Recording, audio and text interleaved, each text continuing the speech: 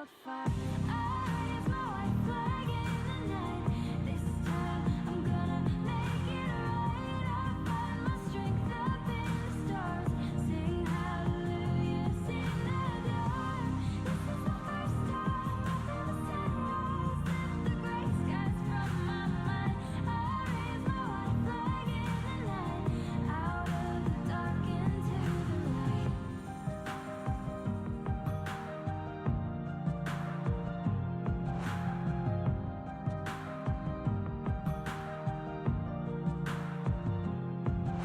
I feel the thunder coming to warn the land. It's time to find a better way to be better. Fixed on the failure, we can't stop. Our minds are a wildfire. High-diving devices, running our lives. It's our fatal flaw. They say tame your demons, go find your reasons. 'Cause it's not who we are. I raise my white flag in the night. This time I'm gonna make it right. I find my strength up in the stars. Sing hallelujahs in the dark. This is the first time I've ever said yes. Lift the gray skies from my mind. I raise my white flag in the night. Out of the dark into the light. This time we're gonna be better. Gonna be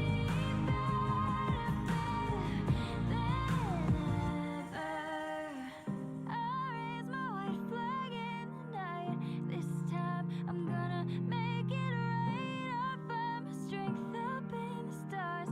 Sing hallelujahs. I raise my white flag in the night.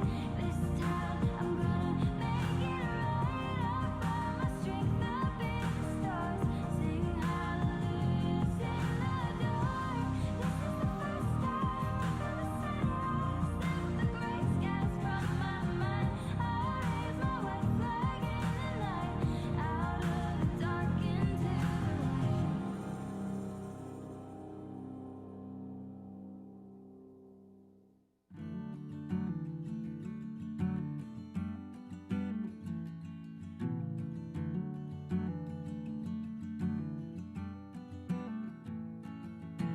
April showers in the month of May. The ground's still wet and the sky's still gray. But you're still shining. No cadences or chords to play. No melodies or words to say. But you're still singing, and it keeps me breathing. When I fall apart into a million pieces, when I don't know where to start, you put me back together. You put me back together again. When the waters rise and the levee breaks, through your tear-filled eyes and your hands that shake, darling, I'll be steady. When you're at the end of your tired rope, when you're feeling trapped and just need to go, darling, I'll be ready. When you fall apart into a million pieces, when you don't know where to start. Here we go. Welcome to Thursday night. Yeah, welcome. Good seeing everybody that are coming in the room right now. Some are in the atrium. Come on in, and good seeing everybody that's joining us online from all over. Right. I'm going to say, hey, everybody. So we always go live, Facebook Live, online campus, which is crossroadscolorado.com/live. YouTube. Do you watch on YouTube sometimes? Yeah, we watch on YouTube, but I love it when people, interact and they say where they're watching from, and you see relatives that are watching. That's and right. things like That's that. right. And you're my relative. Yeah, I am. Yes. So if anybody is new, there we go. I don't know if we're ever together on camera. We'll see. Are we I there? don't know, but we are in the same room. We are in the same room. Yeah. Yeah, There we just go. in case people think we're all over. That's right. But, yeah. We are in the same room. Yeah. Okay, so we are relatives. This is my dad, in case you've been watching like a few weeks, but you're not sure. That's right. Yep. Or if you've been here a very long time, you've been here a while. I've been here a while, so have you. Yes, That's right. So have I. Yes, so anyway, it's good to be together here. It is. It's great. And what are you doing? You loving May, Jess? Yeah, now in our family, we call it the 50 days of May. Whoa. Because the amount of concerts, games, and activities are crazy. That's right. I attended 2 graduations for grandkids. Yes? Not any of your kids. No, my nephews. Right. 2 grandkids yesterday. One was a 5th grade continuation ceremony. The other was an 8th grade one. And they were wonderful experiences. Yes, Just loved being they part were. of it. But that's May. I watched one of them, an 8th grade graduation from the soccer parking lot. Wow. Right? Because it's all... That doesn't... it was still virtual. What so a I wonderful watched. world we live in. What Huh? a wonderful... So yesterday, speaking of all these activities and pickups and drop-offs, I was in the car from 4 to 7:45. Really? Yes, 4 p.m. to 7:45. Watching graduations? No, I watched one from the parking lot. Okay, Right? I got you. Yeah. Well, you know Anyway, what? That's a good thing. It's a good good, thing. You don't though. olden days you would miss stuff like that. yeah, that's right. Yeah. And last year, we thought this is a unique time that we do not have 50 days of May. It's empty. Everything's canceled, last year.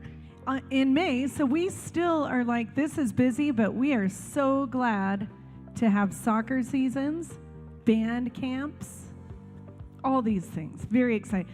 In our family, we have one more concert tomorrow night. I'll send you a link. Okay. Okay. Yeah. Watch from We'll home. watch. Final Maybe from band. our car in a parking lot. you know? You could. One more band concert in 8th grade graduation. Yeah. Monday night. I'll send you a link. Yep. Okay. We'll be part of that. I love it. Couple No, I t- do. yeah, Otherwise, we would it miss is. those things. I know. Yeah. I know, and it's a nice option. It's a nice option for family to watch. And then we're excited for summer. Oh, yes, go ahead. Yes. In our families, it's been very nice, just even in the last few weeks, to be back in person together, fully vaccinated. Yep. And that's been really nice. So we're excited for the summer. More Yeah. family get-togethers, and our family Fun Friday. Say Family a little Fun more. Fridays. Say more about that. That's where we do a different activity each week. And so we will paddleboard. Horsetooth Reservoir is really our favorite place to go. Pack lunches, picnic on our paddleboards. We even make a big island. I forgot what we call it. Sophie, what's our island called? Anyway, we have a big picnic on all our paddleboards connected in the middle of the lake. Oh, I want to be in your family. You are. You could come. Anyway, golfing. We do want to golf with you. We'll come. Yeah, good. Because last summer was the first time they had ever golfed. Well, So you could it's teach going to us. be a fun summer. You could teach us. Yeah. Well, I don't know about that. I don't know. I've not played that much golf. Not at all. No, but you're a good teacher. You know, and we're going to talk, I know, some more about all the things happening here at the church. Yes. During the summer, and that's a wonderful thing. Yes. I'm going to talk in the service That's right. later We'll share more. about it's coming June 4th and 5th. I'll say that. Yes, Yeah. yes. An activity coming June 4th and 5th. Yeah. And if you're on and you're watching, just even to check it out, some things you could expect.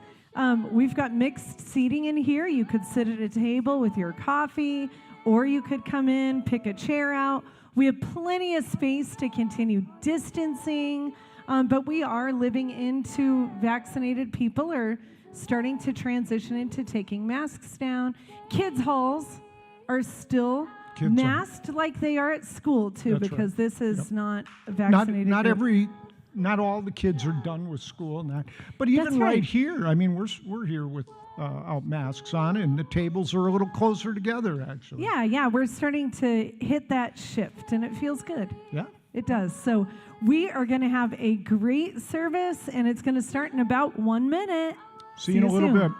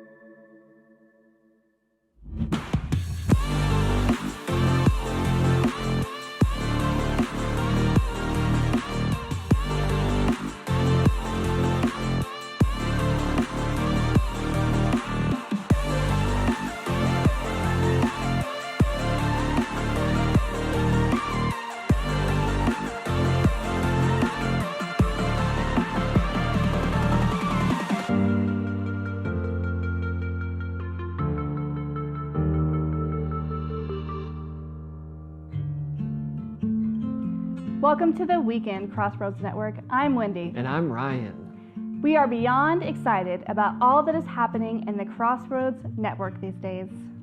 We are both genuinely thrilled to see your faces. Literally, to see your faces without a mask is so encouraging. Yes, that's right. More and more people are becoming fully vaccinated, and we are getting to see more and more of your smiles, something both of us have been longing to see for the past 16 months. We're also super excited to participate in our very first ever summer adventure camp. We have heard so much about this week from the team here that we can't wait to participate in what is sure to be one of the best weeks of the summer. I will be working with our volunteer team dedicated to supporting kids with disabilities that week. Yes, and I will be doing whatever they tell me, which, knowing our family ministries team, I'm sure will end up with me in a dunk tank, a pie in the face, or something dangerous to my health. Where do I sign up for throwing a pie in your face? That sounds like fun. I also understand that the team is supersizing camp this year. We aren't just having a kids adventure camp in the morning, but we are having a teen adventure camp in the afternoon all week long. That's right, so make sure to join Wendy and I August 2nd through the 6th as a camper or volunteer. We are absolutely sure this will be one of the most fun and most exhausting weeks of the year. And if you don't live in Northern Colorado, you can still make this week a success by praying and giving, and even through some remote volunteer opportunities. No matter where you live, don't forget to stay connected with all things Crossroads through the Orange Dots of Hope Facebook group, our weekly newsletter called The Feed, the Friday email, and the website. We are so glad to be connecting together this weekend through the LiveCast. So whether you're on campus or online, the Crossroads Network is connected and together, living out the vision of being peacemakers in our everyday normal lives.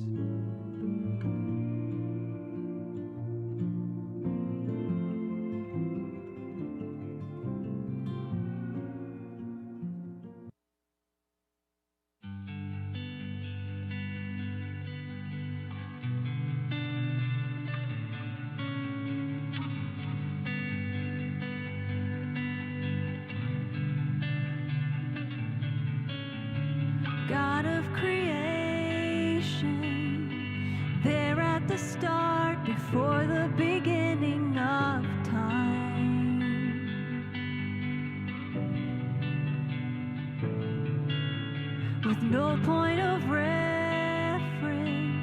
You spoke to the dark and fleshed out the wonder of light.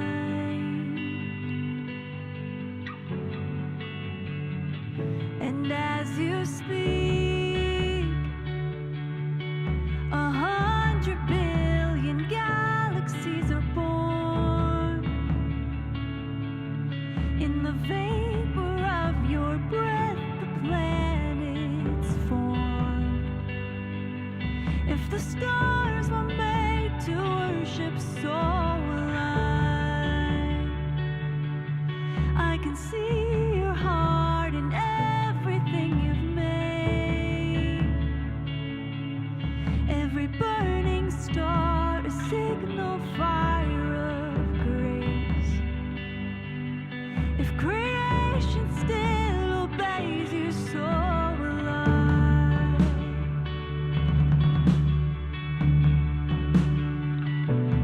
So will I.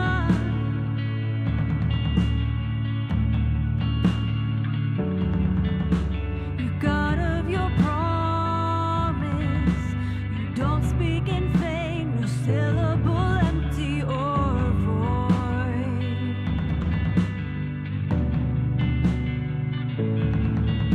For once you have spoken, all nature and science follow the sound of your voice. And as you speak, 100 billion creatures catch your breath, evolving in pursuit of what you said. If it all reveals to nature so alive, I can see your heart in everything you say. Every painted sky, a canvas of your grace. If creation still obeys you, so will I. We can feel it, we can sense it. We close our eyes and we breathe it. New things are here. The dawn is appearing. The light of the sun soothes. The warmth of the breeze medicates. Spring arrives with her invitation to hike her mountains, swim her oceans, run her fields, and fish her streams. Today we start a new journey towards happiness. As we journey, we trust the whispers of God. If you seek me, you will find me. I am not far from you. The earth, the wind, the water, and the fire are filled with my glory. Today, may this journey awaken our hearts and open our minds to the new adventures God has prepared for us.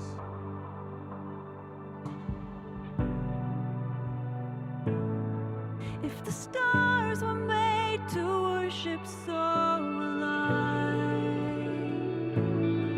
If the mountains bow in reverence, so will I. If the oceans roar your greatness, so will I. For if everything exists to lift you high, so will I. If the wind goes where you send it, so will I. If the rocks cry out in silence, so will I. If the snow of all our praises still falls shine, then we'll sing again 100 billion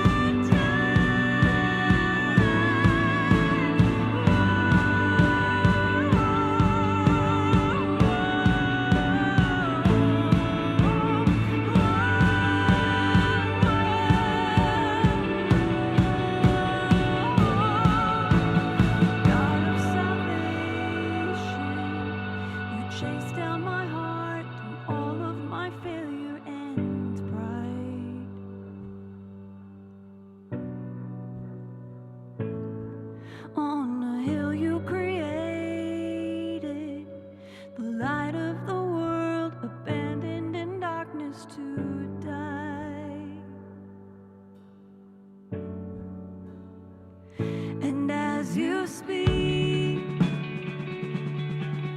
100 billion failures disappear.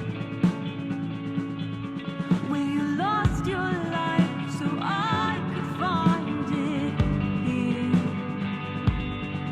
If you left the grave behind you, so will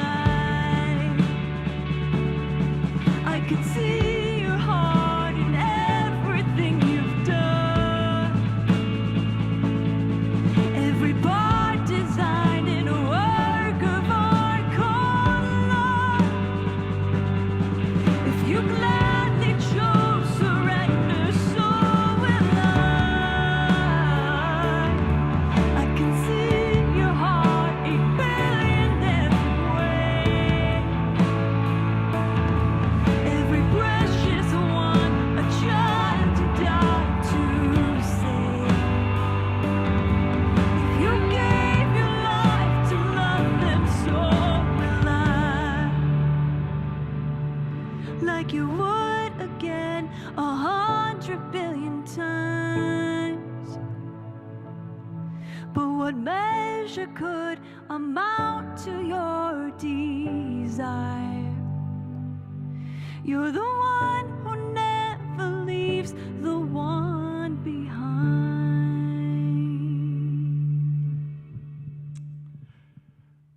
Well, I'm John. I want to welcome everybody to Crossroads. Everybody here in the room and everyone that's joining us online, welcome. And that has to be one of my favorite songs. I love the music. I love the lyrics. I love the video behind it. That is a song that I blast when I'm driving up the canyon here in Colorado. I've got the moonroof open and just love that song. Love it, love it. Jessica and I are going to update you on some things that are happening here for a few moments. Yes, that's right. I'm Jessica, and it's good to be with all of you. As you came into the room, you should have received a paper program with a few things inside. And those of you watching online, you should see a digital Connect card link pinned in your comments section. So do me a favor, let's get out our Connect card. And if you're online, click the link to find your Connect card. And if you're a regular attender, just put your name and your email address. Check the box regular attender. If you are new around here, welcome. And please just fill out as much information as you feel comfortable with, and then you can check or click the new here box. And every week, the back of the Connect card, you'll see some next steps and easy ways to get questions answered or submit prayer requests. So also hang on to those cards until the end of our gathering today. And digitally, we'll have you wait to click submit until we're also all done here tonight. In the room here, you can drop it in the Hope is Here kiosks in the back of the auditorium. Well, I want to update everybody on something that's happening in June 4th and 5th. It's called Hope Builders Fix It, Build It. Hope Builders Fix It, Build It. This is something that Crossroads is known for doing for years. But Hope Builders is a ministry that provides the labor, the work, and the finances to make home repairs for people that are going through maybe a difficult time this year. And it's a 2-day event, June 4th and 5th. We're going to have about 10 projects happening. We do things like yard work, painting the house, interior, exterior, flooring, fence painting. We build wheelchair ramps. All the projects have to be completed within the 2 days. And what we're looking for right now are crew members, people that are going to be on a team to do this work. And then we're also looking for project leaders. And if you want to be part of this, and I'm sure everybody does, if you're in the area, Northern Colorado, June 4th and 5th, the best way to get information for how you can sign up for this is on the Connect card. If you're in the room, on the back, there's a place to check where it says Hope Builders Fix It, Build It. If you're online, you're watching online, but you know you're going to be here June 4th and 5th, you can go online to crossroadscolorado.com/hopebuilders and you'll see a link so that you can be part of this great event. Yes, thank you.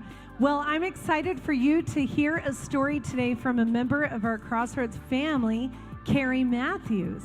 Carrie is involved with an organization called Compassion International, and we are excited to hear about the work she is doing with Compassion International, but also how we can be involved as well. So let's watch.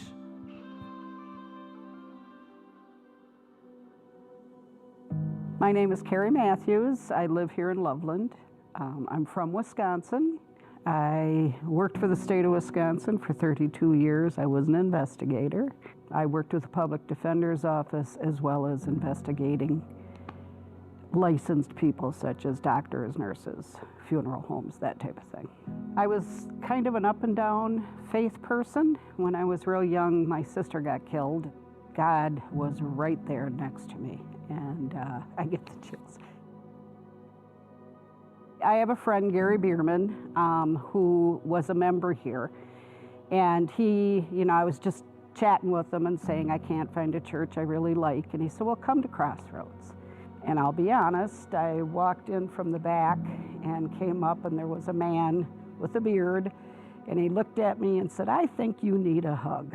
And I was like, yes, I do. And he gave me a big hug. I walked in, and to the left of me were all these children playing. And I just looked up and said, thank you, God, I'm home. The people here are amazing.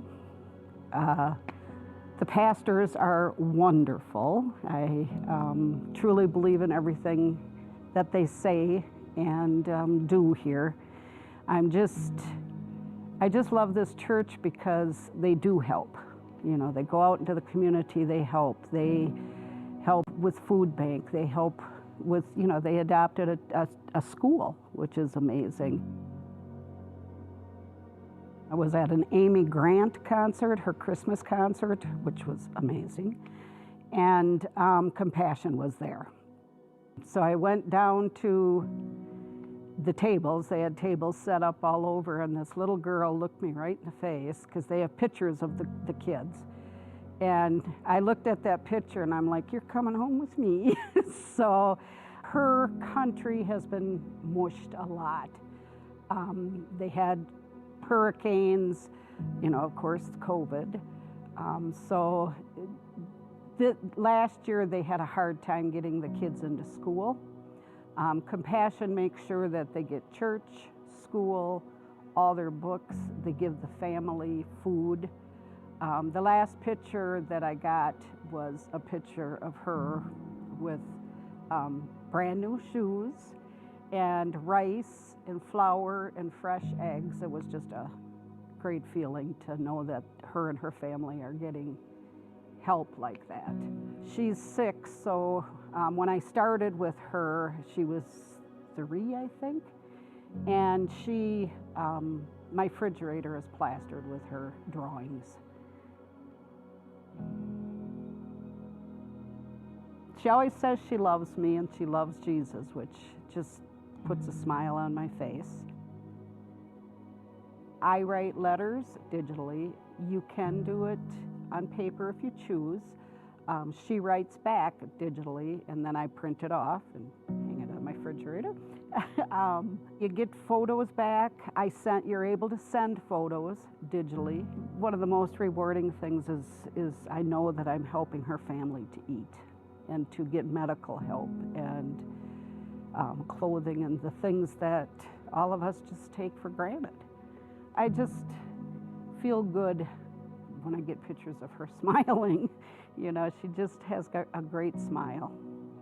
She's got long dark hair. She's writing now. She's actually, it was that her mother or a family member or her teacher would write, but now she's actually writing letters, which is fun, and I get wonderful pictures of her.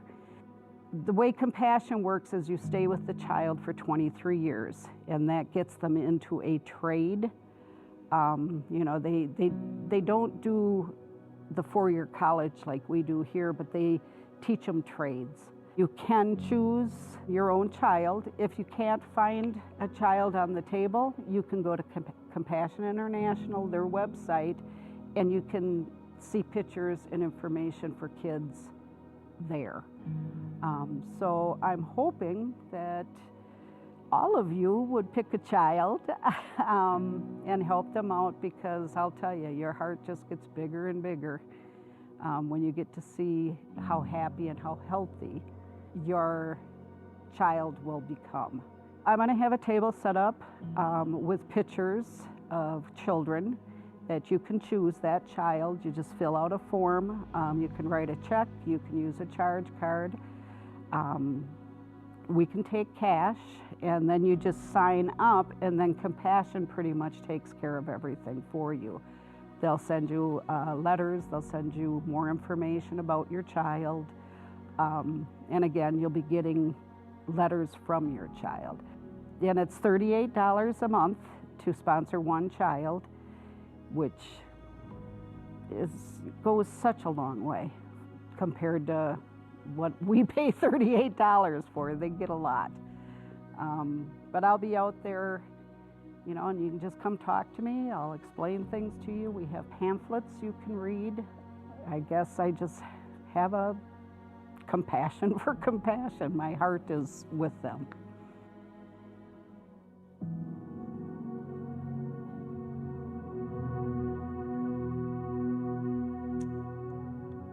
Wow. Thank you, Carrie. Thank you for sharing your story, and thank you for sharing with all of us your involvement with kids through Compassion International. And, you know, I think the Bible builds a very clear case that compassion is not just a feeling, it's something that we do. And you're extending your care to people and in a very compassionate way, and you, Carrie, are a very compassionate person. You know, if you feel a tug on your heart that maybe I should check this out, maybe this would be something that I could be involved with. As Carrie said, there's a table in the atrium. That's if you're here in person, and there's all kinds of material there. Doesn't obligate you to anything, but grab some material. There'll be somebody out there that you can talk to about that tonight.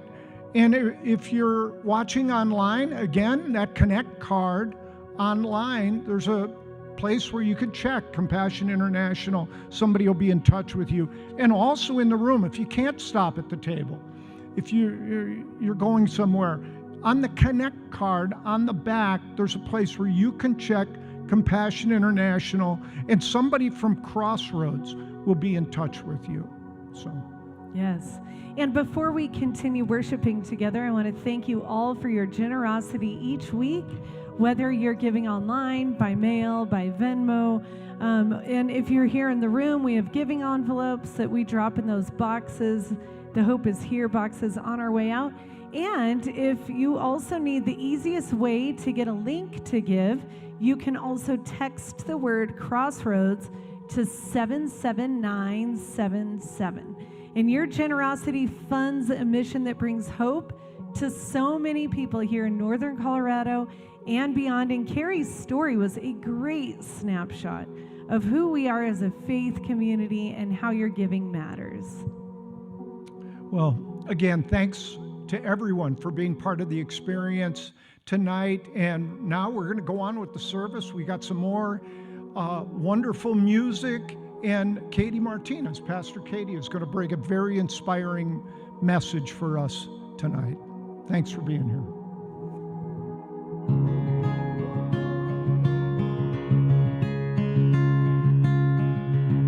I could just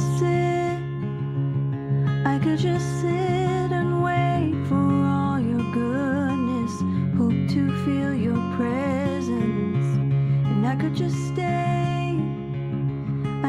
stay right where I am and hope to feel you, hope to feel something again.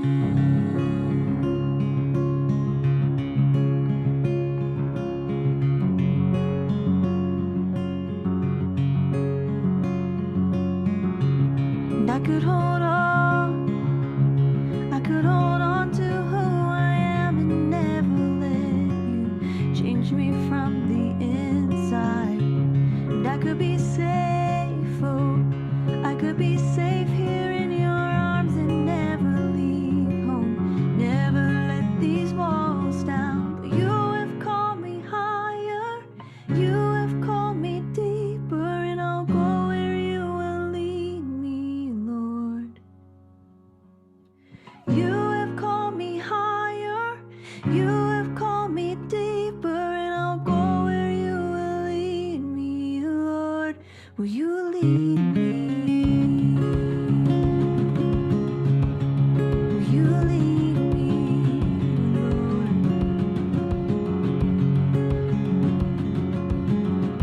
And I could hold on to who I am and never let you change me from the inside. And I could be safe, oh, I could be safe here in your arms and never leave home. Never let these walls down. But you have called me higher, you have called me deeper, and I'll go where you will lead me, Lord. You have called me higher, you have called me deeper, and I'll go where you will lead me, Lord. Will you lead me? Will you lead me, Lord?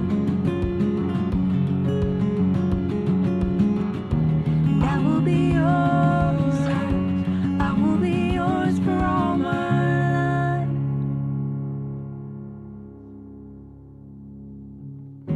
And I will be yours, I will be yours for all my life.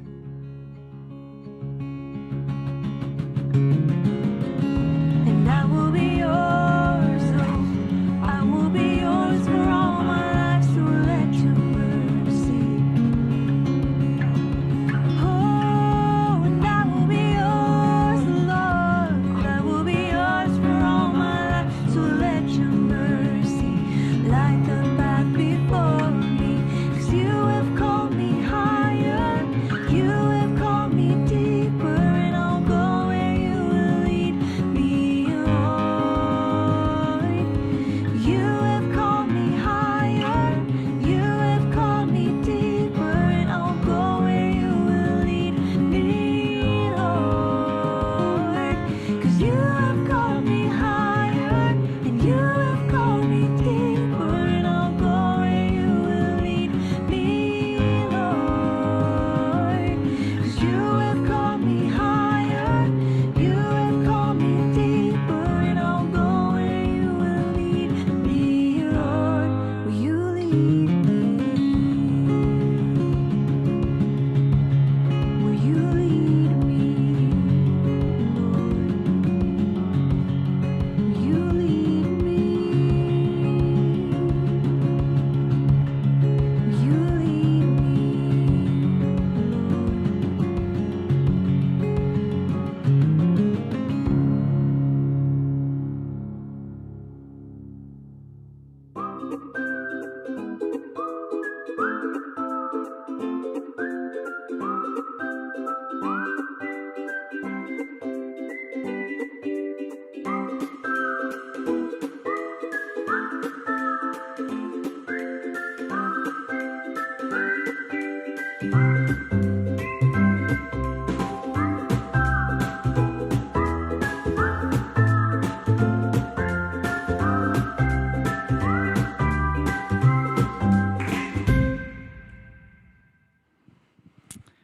Well, hello. Good to see everyone here in the auditorium at Crossroads Church, and or if you're joining us in our atrium or on our patio, or you're catching this on demand.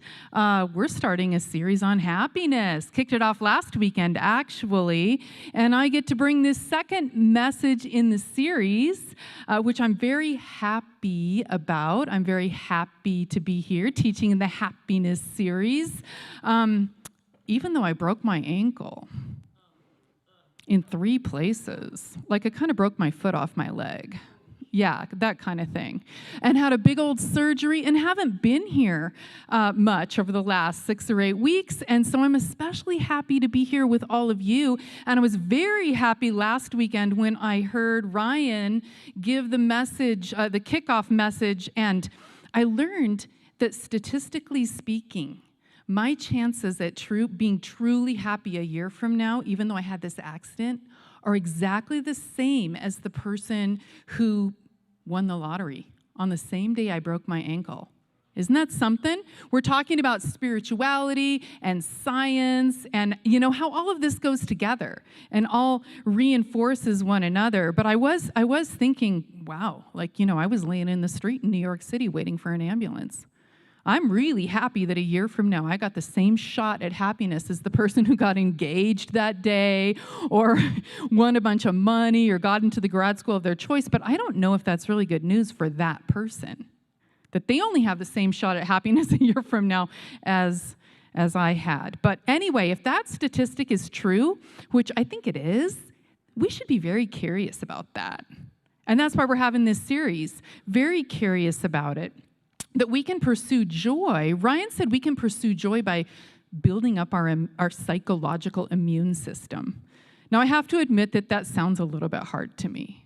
Like I might need to go to therapy or pay a lot of money or do a lot of work. Sounds a little hard, but let me just debunk that. We're going to pace ourselves. And every week in the series, we're going to look at a different hallmark of happiness. What kind of stamps the life of a happy person? Well, we've boiled it down to 7 things at least that we're going to look at in the exploration to kind of shed light on that.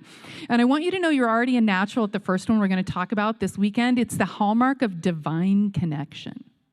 And we'll talk about what that means, the hallmark of divine connection. We've got an anchor verse for the series that's in Psalm chapter 1, but I'm just going to blow right past that because this weekend we're going to study the whole psalm.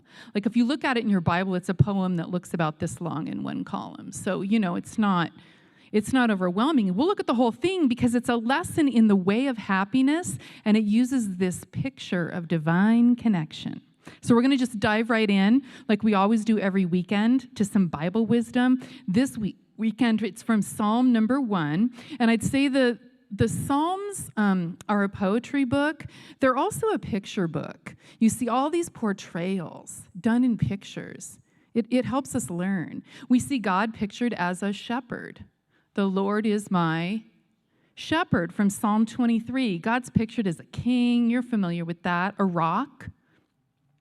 A mother, a father, all these are pictures of God. God's people are pictured as sheep. We are his people and the sheep of his pasture. As servants, we're pictured as dependent children in the Psalms, as vines, even as arrows in the quiver of our parents or our family. All pictures. And Jesus taught in wisdom pictures too. When Jesus taught by using the picture of a father waiting for a lost child or a woman desperately searching for lost cash in her home, this was nothing new. Jesus was doing what poets and prophets and activists and leaders and good teachers always do. They use pictures to make a point.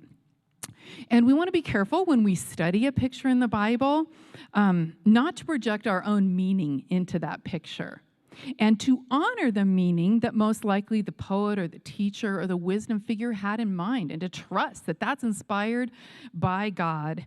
And when we get off track, we can get very confused. For example, God is pictured as a father.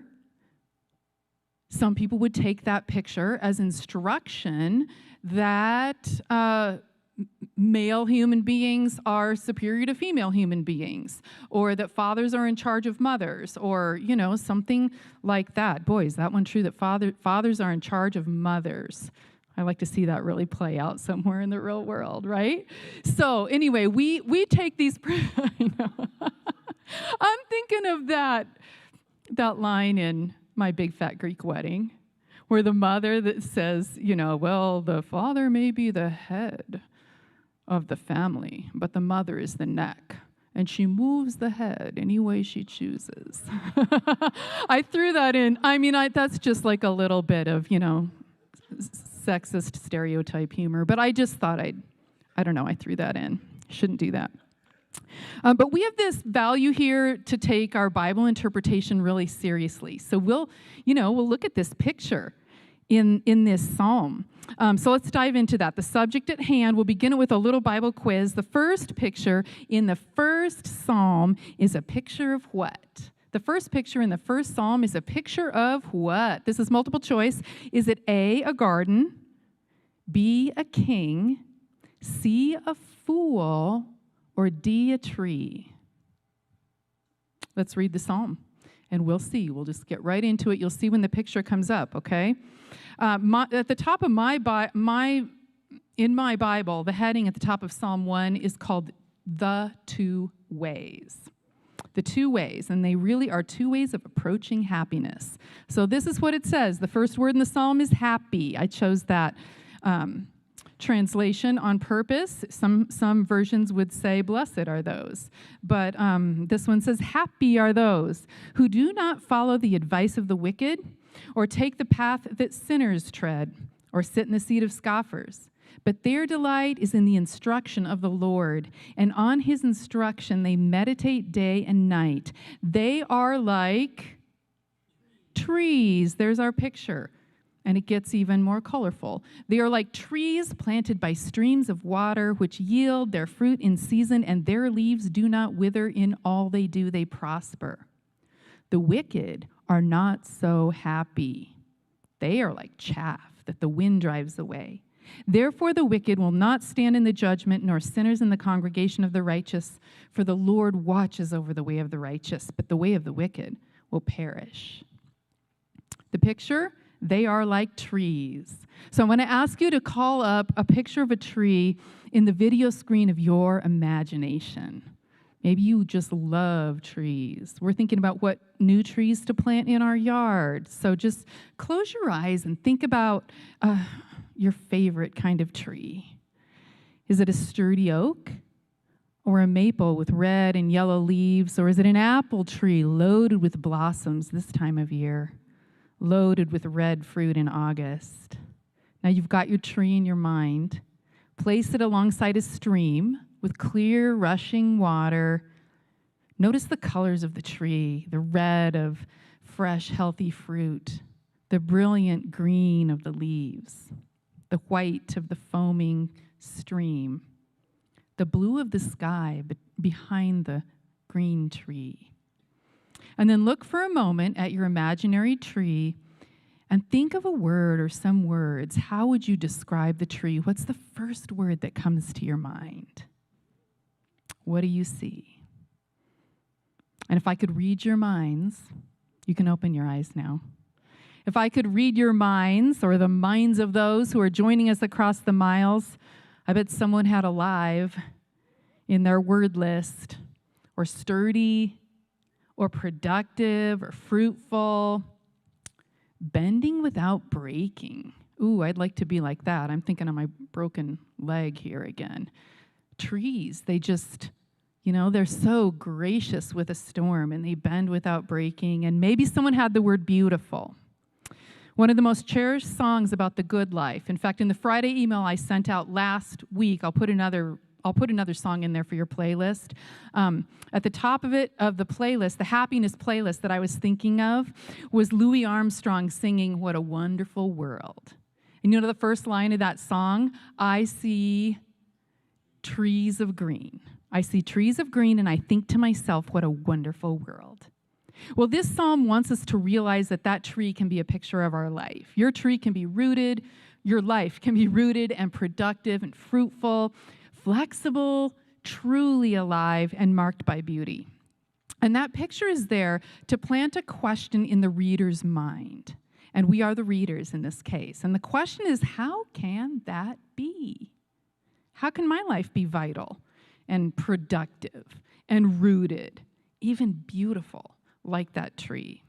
And then the answer in the lesson, it's a teaching poem, the answer is given in the first few lines of the psalm, which describes the lifestyle of those persons who are happy, verses 1 through 3. And if you're taking notes, there's a place that you can write this stuff down as we walk through this wisdom. the first bit of wisdom comes in the form of 3 negatives. So we got to get past this, okay? It says that happy people don't follow the advice of the wicked. We'll stop there for just a second if you're taking notes. They don't follow the advice of the wicked. They don't take the paths that sinners take.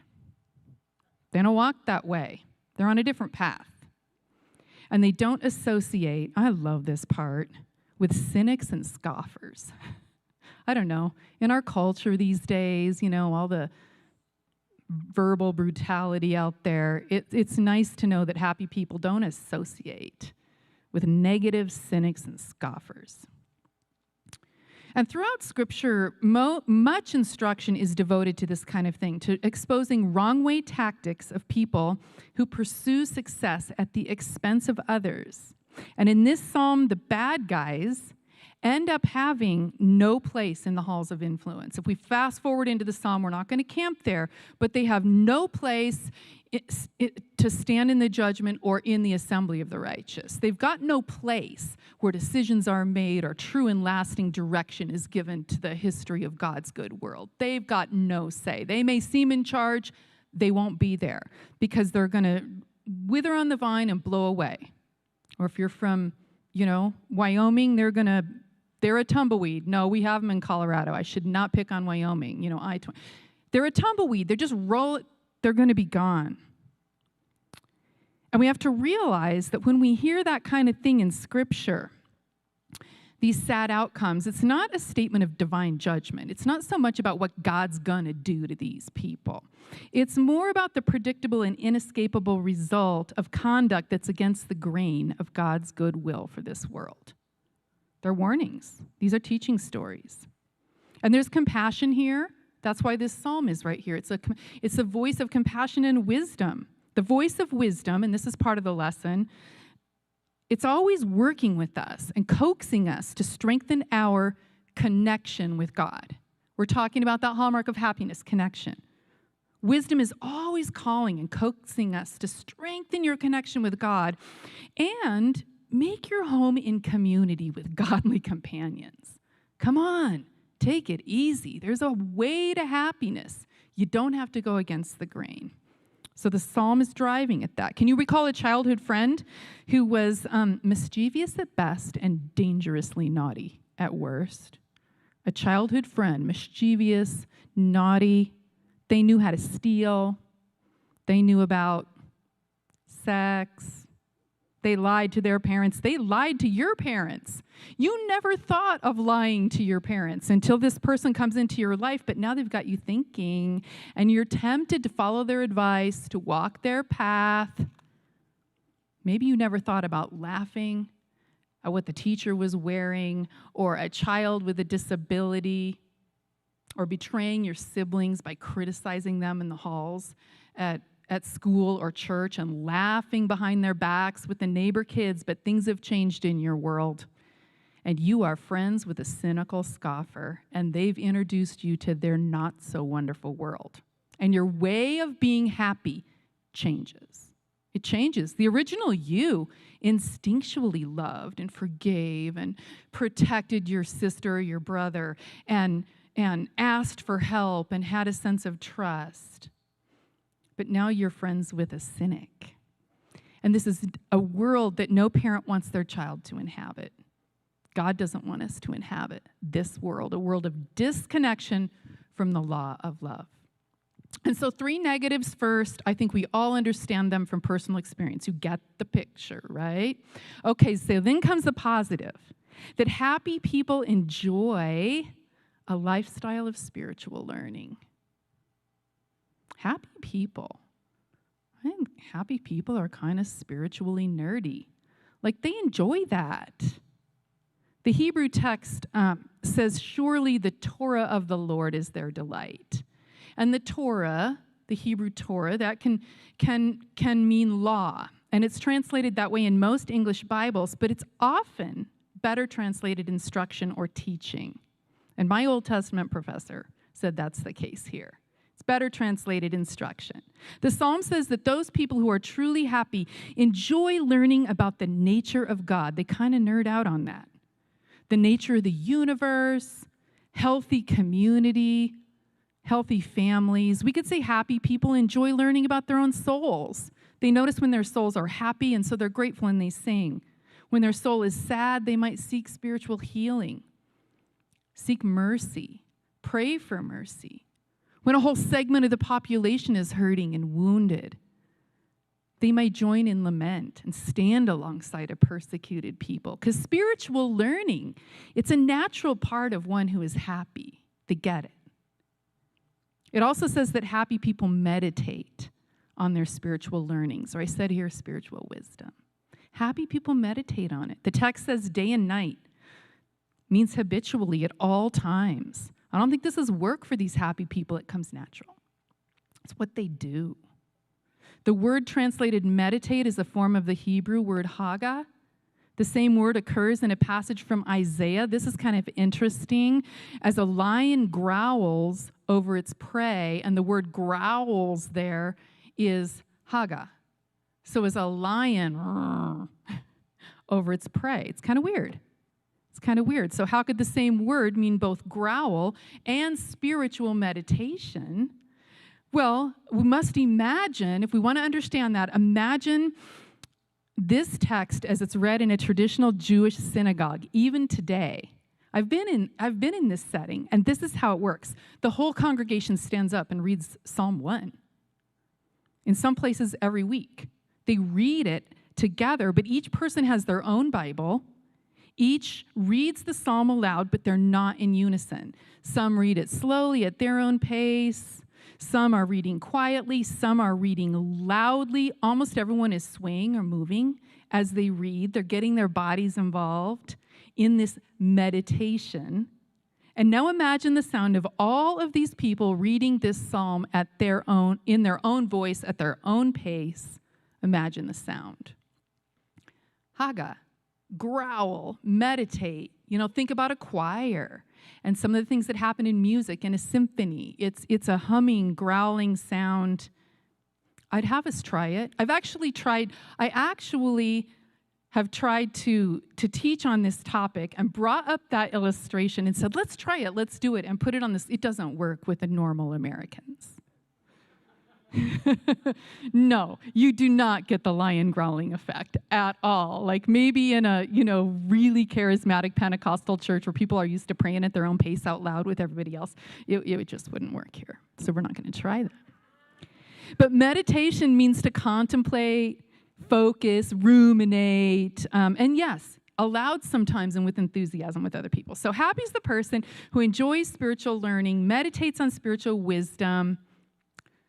The next point, a happy person is like a beautiful tree. I mean, that's redundant, but I've got it in there for clarity. We're like trees planted by streams of water. I like that it's plural there. Like trees. I'm going to say something about that in science in just a second. Planted by streams of water, which yield their fruit in season. These trees don't panic when it's wintertime and there's no fruit, because darkness and light are considered equally valuable. In the natural world, they each have their place, don't they? Good things happen in the darkness. Good things happen in winter. Good things happen underground. Humans have ideas that make us afraid of those kinds of things, or value light and harvest and all of those kinds of things. The tree doesn't know. It goes with the flow. Times of rest are balanced with fruitfulness. Harvesting success year-round, year in, year out. That exhausting lifestyle, trees know better. They adjust to drought. They get stronger. They handle the drought better the next time that it comes. What doesn't kill you makes you stronger, that kind of philosophy. And here's the science, this new sciencey thing. Trees are connected to each other. There's compelling evidence that trees talk to each other. The trees are talking to each other through hormones that fly through the air, sometimes really, across continents. Bringing messages to the other trees. They think they're picking up on this. It happens at a subterranean level as well. So that's biological wisdom that our Native American siblings have long celebrated and understood, and science is discovering, and we get to learn more about that in our day. Well, the first word in the psalm is happy. If the tree thing doesn't do it for you, other themes exist throughout the Psalms. The psalm suggests that happiness can be found in caring for the poor. Psalm 127 speaks of the happiness found in family life. 65 and 89 talk about happiness connected with gathering for worship. Our gatherings. Psalm 119, this mega mammoth psalm that goes on for pages, it links happiness with walking in God's ways. And I think we can just fast forward that to the Jesus way. And then Jesus taught the same way in Jesus' own language. Jesus wasn't the first rabbi or Jew, to understand the way of happiness. God didn't change his mind, and then Jesus came to bring the new way. In modern scholarship of the Bible, we're increasingly discovering that the scribes and theologians who organized these psalms really understood the Jesus way. It's just that every generation has their own way of misunderstanding God, losing the message in the midst of whatever other agendas we have, and then wisdom calls us back to joy. And the spiritual life is supposed to be happy, and I think it was for these Jewish poets as well. Louise Bogan was the first female poet laureate in the middle of the 20th century. She was an editor for The New Yorker, and she wrote this about happiness. She said, "I cannot believe that the inscrutable universe turns on an axis of suffering. Surely the strange beauty of the world must somewhere rest on pure joy." Isn't that good? So don't miss this. The source of all happiness is divine connection. Divine connection. It brings all the clarity. So now we have this picture of those who are habitually connected to God. Let's talk about some happiness practices. For peacemakers, happy people are not troublemakers. We are peacemakers. We use that word, in lieu of like disciples of Jesus. We'll say peacemakers here at Crossroads, because what we're getting at is that vision of Jesus. The blessed are the peacemakers. And it's just such a lovely thing to be, especially in our day. So I love that we're using that language. And I'm a smart aleck here. I said these are happiness practices for lazy peacemakers. So if you want to go the easy way and learn the natural, not so much resistance and hustling way to happiness, you're going to like these, okay? What do human beings do who live like this? Well, first of all, first practice I'll suggest spending time in nature. Do it. In the Christian tradition, we have 2 books of divine revelation. We have the scripture book, and we have the book of nature. And this is a theological concept. It's baked into the doctrine of every Christian denomination or the Roman Catholic Church or whatever that I know of. Creation itself is considered a sacred text through which the presence of God is revealed to us. There's a story about St. Anthony in the desert, 3rd or 4th century, something like that. He lived in the desert of Egypt, and the story goes that a philosopher asked him, what he would do if he could not read the Bible anymore. He said, "My book is the nature of created things, and it's always on hand when I wish to read it." So this guy wasn't a Bible thumper, right? Most people, from those who don't read the Bible or even like it, to the most respected sacred text scholars of all time, agree that the natural world is essential to our spiritual education. And we just know that's to be true. The Celtic Christian tradition, powerful understanding of the natural world as a window into the divine, essential revelation about God. The Roman Catholics took the faith to Ireland and northern England and Wales and those places. That's where Celtic Christianity was born, because those people fused and synthesized their natural revelation with their specific revelation from Scripture. And we come up with this Celtic tradition, gorgeous stuff that comes out of that tradition. It's very popular today because people are hungry for ways to connect with God. And this is a natural pathway that speaks to people's souls. And let's not forget that this primary connection about nature related to God is in the example of Jesus himself. Jesus escaped out into nature for his own meditations and prayer. He taught in parables that use this kind of language about God's reign, the nature of God being obvious to us in the way that the world works. Speaking of seeds and trees and fruit, and look at the way Jesus spent his time at the table with friends and feasting and eating good, teaching at the seashore. My favorite scene in all the Gospels is Jesus fixing breakfast for Peter on the seashore over an open fire. I mean, we love this stuff. And Jesus was a great example. So we could proof this claim with science and all of that, but I know that I don't need to because we all know it's true. We know it from personal experience. Another way to connect with God and cultivate happiness is in practicing silence. This is another natural pathway, and this means making your commitment to take a certain amount of time, hopefully every day, to simply be quiet. It's very powerful. You go, now we're talking tree-like behavior. This could be sort of boring. She's just supposed to sit still and be quiet. Our baby grandson David likes to just be.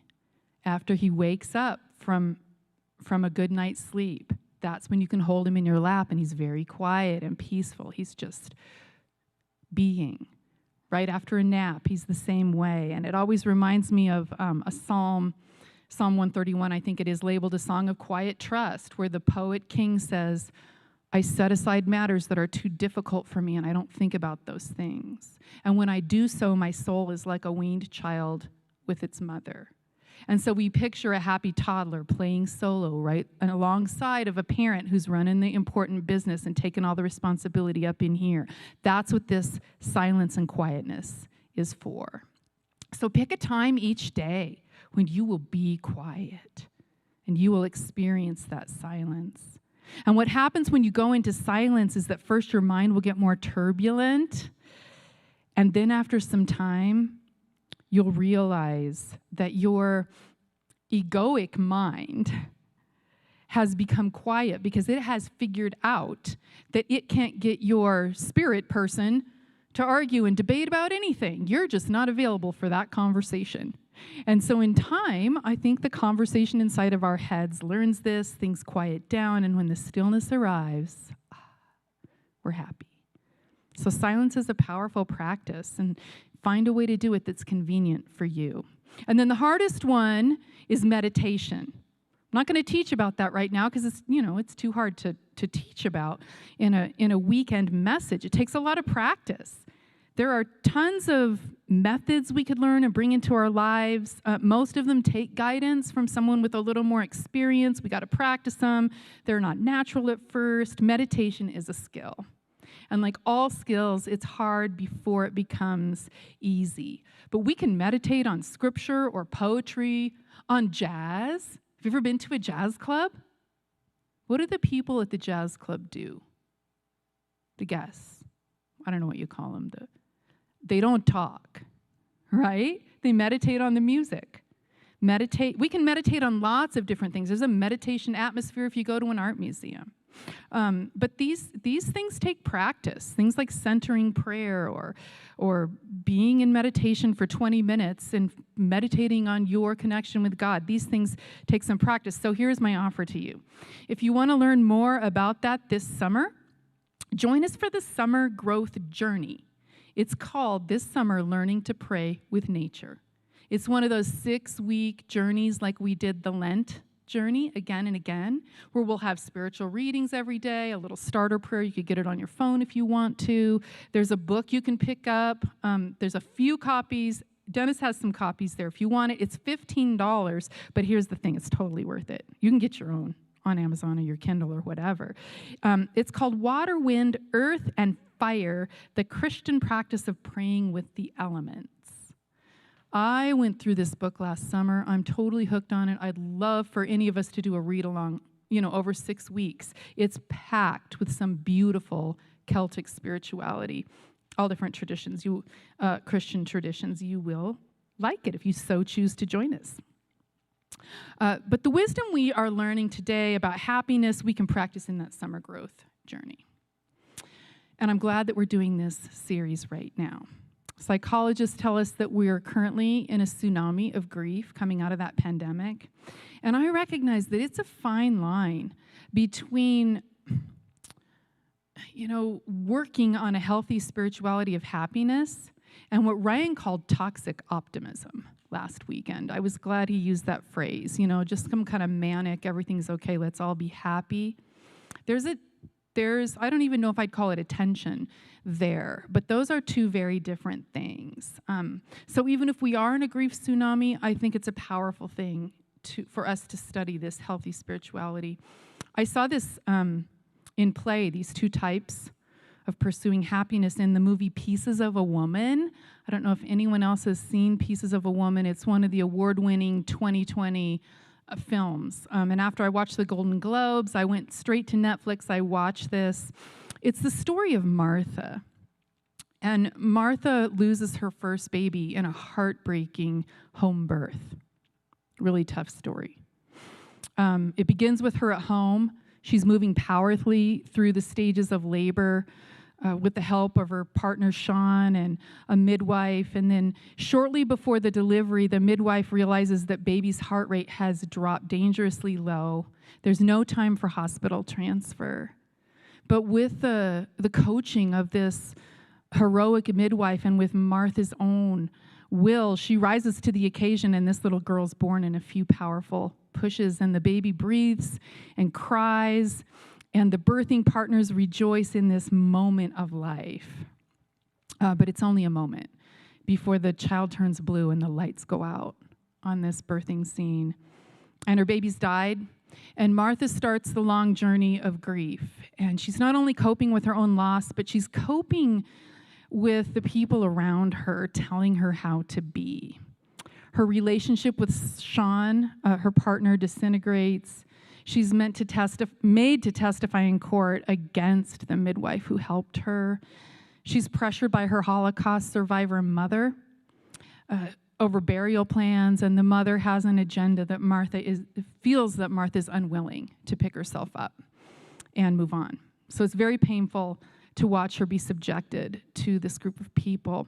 But at the soul level, there's a totally different story going on. And it's a story of healing. Eventually, this spiritual story of healing, truth, and love, which has been obscured by these cynics and scoffers and advice givers in Martha's life who want a big say about her personhood, eventually, we realize the spiritual story is coming to light. And we see it awakening. She's being led on a healing pathway by grace. And in this under the ground storyline, the subterranean, it's illustrated through the picture of an apple tree. The apple story really is there from the very beginning of all this. During the birth, we see the perfect apple-like roundness of her belly. We see the roundness of this child that has come to life in hiddenness from seed and in darkness. Then just a few weeks after the death, Martha goes back to work, and her maternity leave replacement is sitting at her desk, and it's disturbing to her. So in an effort to regain some control, she heads to a mall, but there's a child that mirrors the face of her little girl. She sees that. So she wanders onto a grocery store and finally finds solace just in inhaling the scent of an apple. And apples return again and again through the movie. We see Martha eating one on a bus as a father is saying something funny to his little boy. We see children on that bus touching their little hands up to the frozen window and making their handprints in the frost. We see her take a seed into her hand and toggle it with her fingers. We see her at her kitchen table cutting away at the core and gathering the seeds and collecting them. She buys a book about sprouting. We see those seeds have been wrapped and placed in Martha's refrigerator, and she's checking on them from time to time.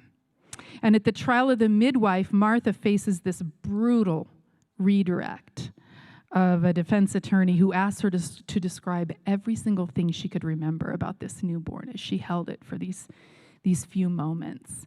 And in a daze, she struggles to picture this child. She doesn't remember the color of the hair or what the limbs looked like or the little fingers or toes. But one sensory detail comes to her, and she says, she smelled like an apple. That comes to her. And in the aftermath of the trial, we see her unwrap those seeds, and they have new little sprouts. And we see her laughing with her mother. We see signs of life. She's coming back to life. She's reconnecting with those around her. She scatters her daughter's ashes from a bridge that Sean helped build, and the ashes fly away, and then the scene changes. And the breeze turns on a field, and we see this little blonde girl walking through a field, climbing an apple tree, and she reaches the top and picks one and bites it and relishes the taste. And then below her, a woman calls out to this little girl. And it's Martha who, roughly 10 years after the events of the story, is calling this vibrant child to come down from the tree that she herself planted in memory of the child that she lost. And it struck me that Martha made a choice. And it's a hard choice, with all the clamoring voices around us and all the different options for how we walk through this or that and stay connected to what is real and find our way back to happiness. And Psalm 1 presents us with a choice about happiness. Happiness is handed to none of us on a silver platter. And so our choice is, will we hustle around in the darkness, trying to make it happen? Or will we live wide awake in a wonderful world with God's beauty and love, allowing happiness to happen to us? It's not easy to escape the madness of life and live like one that's rooted and grounded in love, but the opportunity is in plain sight, and happy are those who enjoy the wonder of it all and say, yes, I will.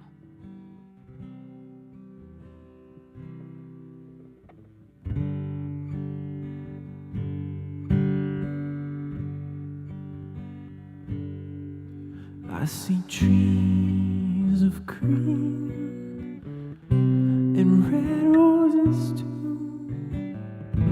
I see them bloom for me and you, and I think to myself, what a wonderful world.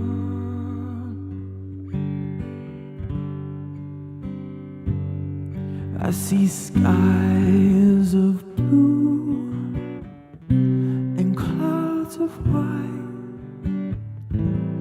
bright blessed day, dark sacred night, and I think to myself, what a wonderful world.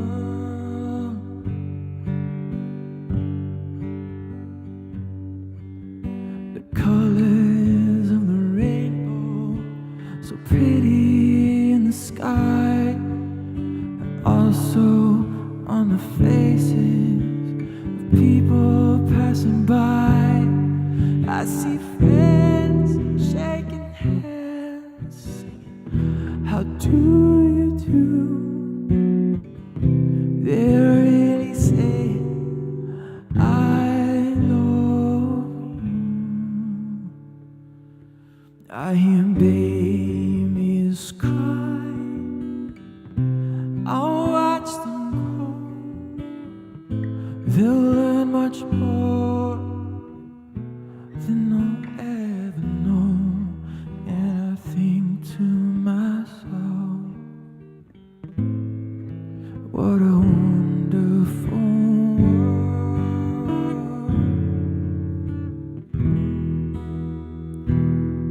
And I think to myself, what a wonderful world.